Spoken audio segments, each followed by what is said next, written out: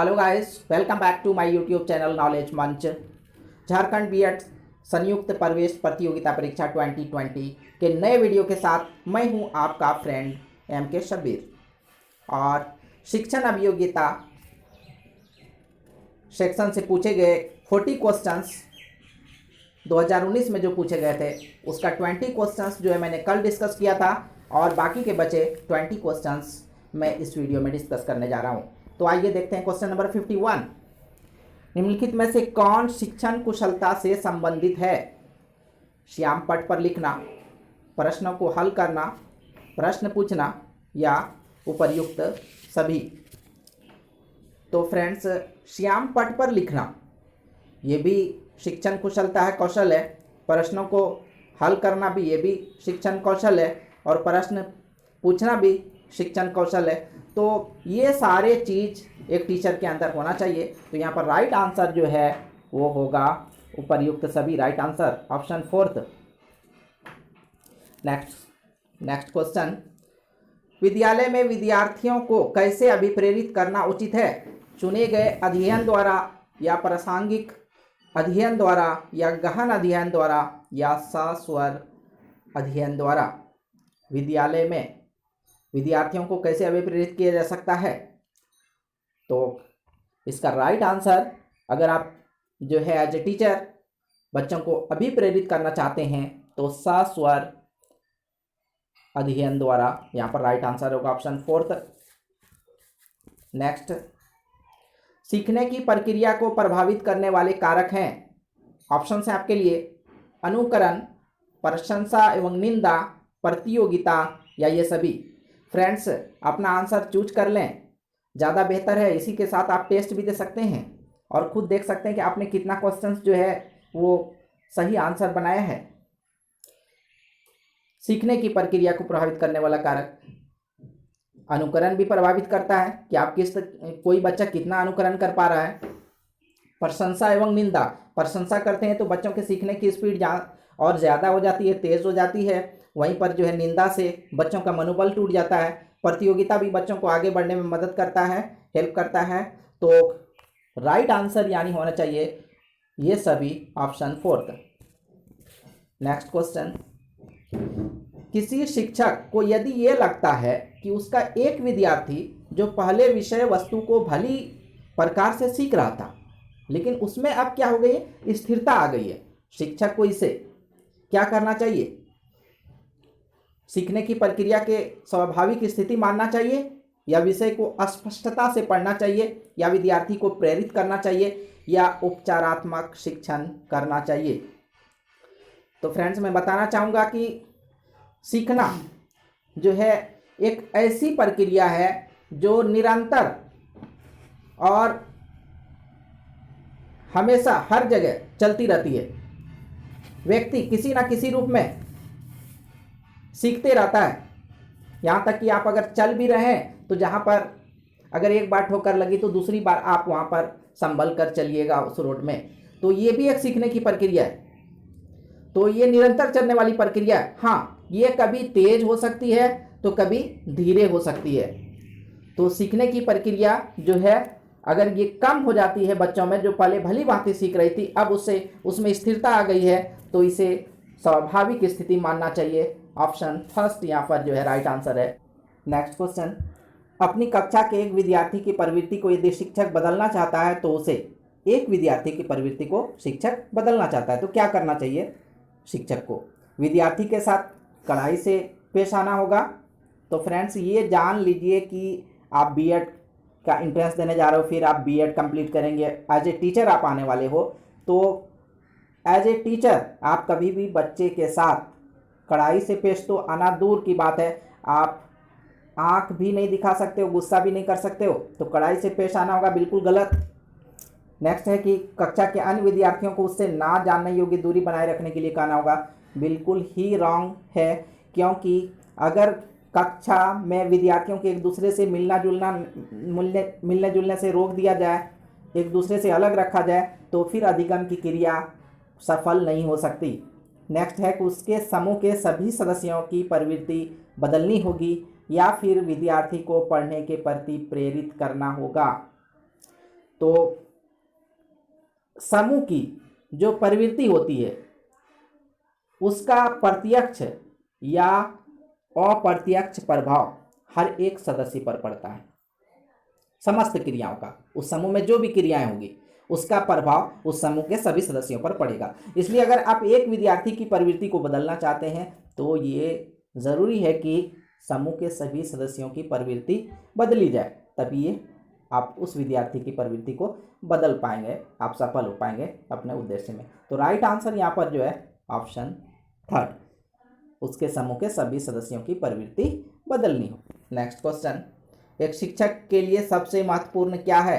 कक्षा में अनुशासन बनाए रखना, या कक्षा में समयानुवर्ती होना, या विद्यार्थियों की कठिनाइयों को दूर करना, या एक सुवक्ता होना। तो जब भी आंसर आप चूज करें फ्रेंड, सबसे पहले आप एज ए टीचर अपने आप को माने और फिर आप आंसर चूज करें तो ज़्यादा सटीक आंसर आप चूज कर सकेंगे।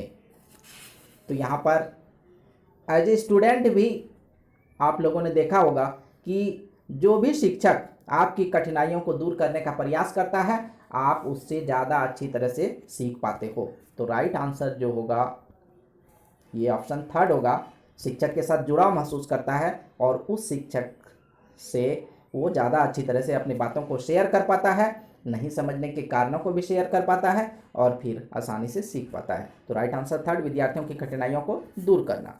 नेक्स्ट क्वेश्चन, विद्यालय निरीक्षक के कार्य को बांटा गया है प्रशासनिक कार्य, निरीक्षण कार्य, संपर्क कार्य, या फिर उपर्युक्त सभी। तो फ्रेंड्स विद्यालय निरीक्षक जो है उसके तीनों ही कार्य हैं, प्रशासनिक कार्य भी है, निरीक्षण कार्य भी है और संपर्क कार्य भी उसके हैं। तो उपर्युक्त सभी राइट आंसर फोर्थ है। नेक्स्ट, कैब का पूरा नाम क्या है? सेंट्रल एडवाइजरी बोर्ड, या सेंट्रल एडवांस बोर्ड, या सेंट्रल एडवाइस बोर्ड, या उपर्युक्त में से कोई नहीं। तो राइट आंसर जो है ऑप्शन फर्स्ट है, सेंट्रल एडवाइजरी बोर्ड, ये राइट आंसर है। नेक्स्ट क्वेश्चन, कार्यालय विद्यालय का नाड़ी संस्थान है, ये कथन है किसका है? Doctor SN. मुखर्जी का, या महात्मा गांधी का, या रविन्द्रनाथ टैगोर का, या उपर्युक्त में से कोई नहीं। कार्यालय विद्यालय का नाड़ी संस्थान है, ये कथन जो है डॉक्टर एस.एन. मुखर्जी का है। ऑप्शन फर्स्ट यहाँ पर राइट आंसर। नेक्स्ट, भारत में शैक्षिक प्रशासन अनुगमन करता है संवैधानिक व्यवस्था का, विद्यालय प्रबंध से, प्रधानाचार्य द्वारा, या उपर्युक्त में से कोई नहीं। तो शैक्षिक प्रशासन अनुगमन करता है ये संवैधानिक व्यवस्था द्वारा। ऑप्शन फर्स्ट यहाँ पर राइट आंसर। नेक्स्ट, वैज्ञानिक प्रबंध मॉडल किसका है?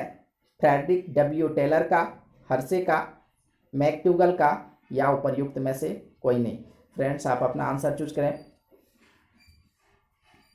राइट आंसर है फ्रेडरिक डब्ल्यू टेलर, ये जन्मदाता हैं वैज्ञानिक प्रबंध मॉडल का। नेक्स्ट, नेतृत्व मापन के कार्य होते हैं अधीनस्थ का व्यावसायिक विकास करना, या संस्था का विकास करना, या कर्मचारियों का प्रबंध जिससे उनके समय, समस्या एवं कौशल का बेहतर उपयोग संस्थागत उद्देश्य की प्राप्ति हेतु किया जा सके, या उपर्युक्त सभी। नेतृत्व मापन के कार्य, अधीनस्थ व्यवसायिक विकास करना, अधीनस्थ का व्यवसायिक विकास करना ये भी उसका कार्य है, संस्था का विकास करना ये भी कार्य है, और कर्मचारियों से जो संबंधित है समय, समस्या एवं कौशल का बेहतर उपयोग ये भी उनके कार्य हैं। तो राइट आंसर जो है वो ऑप्शन फोर्थ है, उपर्युक्त सभी। नेक्स्ट क्वेश्चन, क्वेश्चन नंबर 63, प्राथमिक स्तर पर एक शिक्षक में निम्न में से किसे सबसे महत्वपूर्ण विशेषता मानना चाहिए? प्राथमिक स्तर की बात हो रही है, अपने जहन में, मस्तिष्क में ये बात रखनी होगी कि प्राथमिक स्तर की बात हो रही है। शिक्षक पद्धतियाँ एवं विषयों के ज्ञान में दक्षता, या अति मानक भाषा में पढ़ाने में दक्षता, या पढ़ाने की उत्सुकता। तो चूँकि प्राथमिक स्तर को के जो बच्चे होते हैं वो अलग अलग बैकग्राउंड से होते हैं, उन्हें सिखाना भी काफ़ी मुश्किल काम होता है, वो पहली बार विद्यालय आए हुए होते हैं, कई बच्चे बड़ी मुश्किल से जो है सीख पाते हैं, काफ़ी परेशानी से होती है। तो उस स्तर पर टीचर के अंदर जो सबसे बड़ी बात होनी चाहिए वो धैर्य और दृढ़ता, कितनी धैर्य के साथ वो अपने काम में लगे रहें और दृढ़ता से अपने काम को करते रहें। तो राइट आंसर जो होगा ऑप्शन फोर्थ, धैर्य और दृढ़ता। नेक्स्ट क्वेश्चन, शिक्षक और विद्यार्थी के मध्य संबंध होना चाहिए। कैसा संबंध होना चाहिए? स्नेह का, बिल्कुल।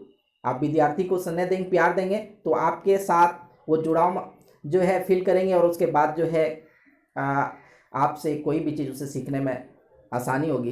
विश्वास का, बिल्कुल विश्वास भी होना चाहिए विद्यार्थी को आपके ऊपर और आपको अपने विद्यार्थी के ऊपर। सम्मान का भी, आप एज ए टीचर आप तो सम्मान पाएंगे ही, लेकिन ये भी ज़रूरी है कि आप भी विद्यार्थी को सम्मान दें। और मतलब ये सारा चीज़, तो ये सभी राइट आंसर है। शिक्षक और विद्यार्थी के मध्य संबंध होना चाहिए, स्नेह का, विश्वास का और सम्मान का। नेक्स्ट क्वेश्चन, बच्चा किस प्रकार सीखता है? पुस्तकें पढ़कर या परिचर्चा द्वारा या प्रश्न पूछकर या कई प्रकार से? बच्चा जो है कई प्रकार से सीखता है, पुस्तकें पढ़कर भी, न्यूज़पेपर्स भी पढ़कर, या फिर परिचर्चा के द्वारा भी, या प्रश्न पूछकर, या बहुत सारी चीज़ों को देखकर, जैसे कि मान लीजिए किसी ऐतिहासिक स्थल को अगर दिखा रहे हैं तो उनको देखकर भी वो सीखता है, आसपास के वातावरण से भी सीखता है। तो इस तरह से हम कह सकते हैं कि बच्चा जो है कई प्रकार से सीखता है। तो right answer option fourth. Next question, बच्चे की जिज्ञासा शांत करनी चाहिए जब शिक्षक फुर्सत में हो, या जब विद्यार्थी फुर्सत में हो, या कुछ समय के पश्चात, या तत्काल जब विद्यार्थी द्वारा जिज्ञासा की गई। बच्चे बड़े ही जिज्ञासु होते हैं। हम लोग खुद देखते हैं कि जब बच्चा बोलना शुरू करता है तो अपने आसपास की चीज़ों के बारे में, ये क्या है, ये क्या है, बहुत सारी चीज़ें, क्वेश्चन उनके जहन में आती रहती है और वो पूछते रहते हैं। तो क्या शिक्षक जब फुर्सत में रहेंगे तभी जो है बच्चों की जिज्ञासा को शांत करना चाहिए, या विद्यार्थी फुर्सत में हो, या फिर कुछ समय के पश्चात? नहीं, बिल्कुल नहीं, ये तीनों ऑप्शन बिल्कुल गलत हैं। तो राइट आंसर जो है तत्काल, जब बच्चा, जब विद्यार्थी जिज्ञासा करे, किसी चीज़ के बारे में पूछे, बिल्कुल उसी समय जो है उसकी जिज्ञासा को शांत करना चाहिए। तो राइट आंसर ऑप्शन फोर्थ।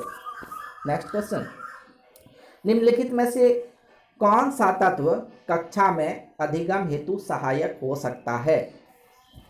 अधिगम के लिए कौन सा तत्व जो है इन चारों में से सहायक हो सकता है ताकि अधिगम को और भी बल मिले?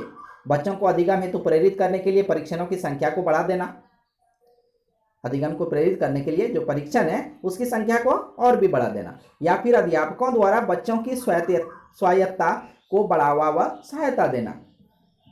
अध्यापक जो है, टीचर क्या करे कि बच्चे को थोड़ी सी आज़ादी दे और उनको बढ़ावा दे, खुद से करने का मौका दे, चाहे वो एक्टिविटीज हो, परिचर्चा वगैरह हो, कुछ भी खुद से करने का मौका दे, या समानता बनाए रखने के लिए किसी एक अनुदेशन पद्धति पर टिके रहना, बिल्कुल नहीं। क्लास की अवधि 40 से 50 मिनट तक बढ़ा देना, बिल्कुल नहीं। तो राइट आंसर जो है ऑप्शन सेकेंड यहाँ पर है, अध्यापकों द्वारा बच्चों की स्वायत्तता को बढ़ावा एवं सहायता देना। नेक्स्ट क्वेश्चन, निम्नलिखित में से कौन सा कथन सत्य है? शिक्षक द्वारा प्रश्न पूछना संज्ञानात्मक विकास में बाधक है, या विकास और सीखना सामाजिक सांस्कृतिक संदर्भ से अप्रभावित रहते हैं, या शिक्षार्थी एक निश्चित तरीके से सीखते हैं, या खेलना संज्ञानात्मक एवं सामाजिक दक्षता के लिए सार्थक है। देखिए, शिक्षक द्वारा प्रश्न पूछना, ऑप्शन फर्स्ट की अगर बात करें तो संज्ञानात्मक विकास में बाधक नहीं है, बल्कि वो तो संज्ञानात्मक विकास में जो हेल्प करता है।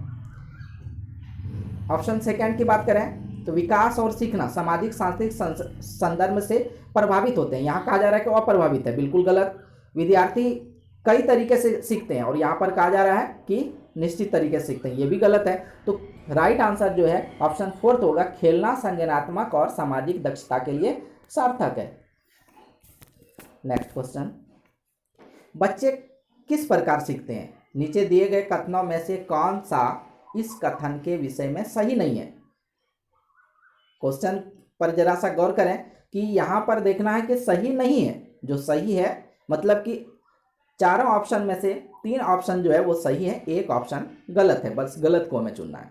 बच्चे केवल कक्षा में सीखते हैं? नहीं, बच्चे तो हर जगह सीखते हैं। बच्चे जब सीखते हैं तब वे संज्ञानात्मक रूप से तैयार होते हैं, बिल्कुल सही बात है। बच्चे अनेक प्रकार से सीखते हैं, ये भी बिल्कुल सही है, राइट है। और बच्चे सीखते हैं क्योंकि वह स्वाभाविक रूप से प्रेरित होते हैं, ये भी बिल्कुल राइट है।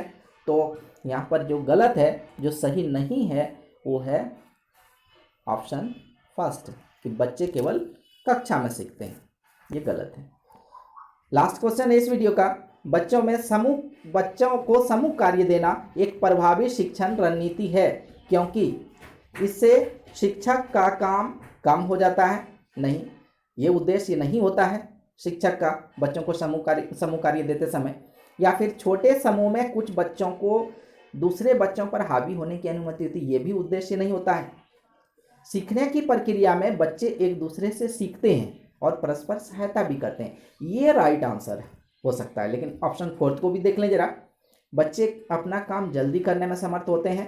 तो चारों ऑप्शन पर नजर दौड़ाएं तो ऑप्शन थर्ड जो है सबसे सटीक आंसर है कि सीखने की प्रक्रिया में बच्चे एक दूसरे से सीखते हैं और परस्पर सहायता भी करते हैं। यही कारण है कि एक शिक्षक जो है बच्चे को समूह कार्य देते हैं, उनका समूह कार्य देने का उद्देश्य यही होता है। तो फ्रेंड्स, इस वीडियो में बस इतना ही। बने रहिए हमारे चैनल नॉलेज मंच पर नए नए वीडियो पाने के लिए, और आपकी सफलता की सीढ़ियों के साथ हम कदम कदम पर आपके साथ हैं। See you again, thank you, bye bye.